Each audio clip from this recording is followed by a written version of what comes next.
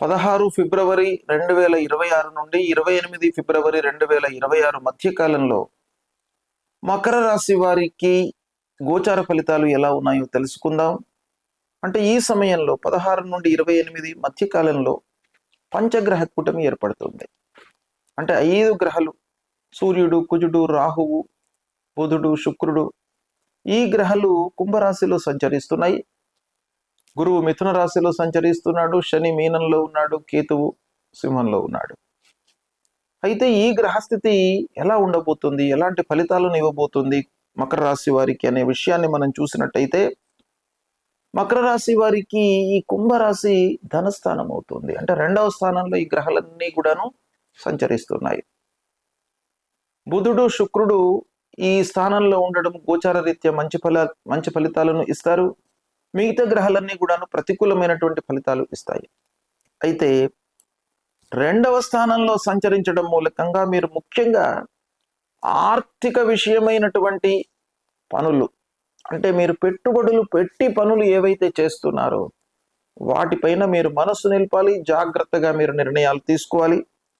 ఇక ఆదాయం మట్టుకు నిలకడగా ఉంటుంది, క్రమేపీ పెరిగే అవకాశాలు కూడాను ఉన్నాయి. మీ మాటకు సమాజంలో విలువ పెరుగుతుంది, గౌరవ మర్యాదలతో ఉంటారు, కుటుంబ సౌఖ్యం లభిస్తుంది. మీకు భార్య, పిల్లలు, కుటుంబ పెద్దలతో సౌఖ్యంగా ఉంటారు. కొన్ని మార్లు మీరు మాట్లాడేటువంటి విషయాలు, మాట్లాడేటువంటి మాటలు ఎదుటి వాళ్లను హర్ట్ చేసేటువంటి అవకాశాలు ఉంటాయి. కాబట్టి కొంత జాగ్రత్తలు తీసుకోండి, సమయానుకూలంగా మాట్లాడండి. ఎదుటి వాళ్ళని ఇబ్బంది పెట్టేటట్టుగా మీరు ఉన్నట్టయితే మీకు మంచి ఫలితాలు కలుగుతాయి. 3వ స్థానంలో శని ముఖ్యంగా మీకు మంచి ఫలితాలను ఇవ్వబోతున్నాడు. రాష్ట్రాధిపతి అయినటువంటి శని 3వ స్థాన సంచారము, తద్వారా మీరు ప్రయత్నించినటువంటి పనుల లోపల విజయం చేకూరుతుంది. ఇక డబ్బు విషయంలో కొంత జాగ్రత్తలు తీసుకోవాలి.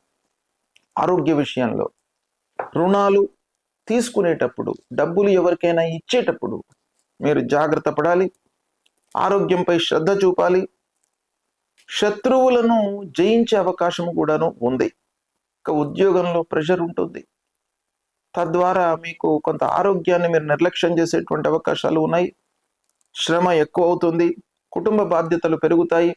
మాటల నియంత్రణ, ఖర్చుల నియంత్రణ చాలా అవసరము. వాహన మూలకంగా ఖర్చులు పెరుగుతాయి. మీరు ఫ్రీక్వెంట్గా అనవసరంగా మీరు ప్రయాణాలు చేయవలసి వస్తాయి, తద్వారా ఖర్చులు పెరుగుతాయి. ఇకపోతే చిన్న విజయాలు మీకు చాలా సంతృప్తిని ఇచ్చేటువంటి అవకాశాలు ఉన్నాయి. నెమ్మదిగా అభివృద్ధి పథంలోకి వస్తారు. కాబట్టి ధైర్యాన్ని విడనాడకుండా మీరు కంటిన్యూస్గా ప్రయత్నాలు చేస్తూ ఉండండి. తప్పకుండా మీకు ఈ సమయం లోపల అభివృద్ధి, సక్సెస్ రేట్ అనేటువంటిది పెరిగే అవకాశాలు ఉన్నాయి. శుభం.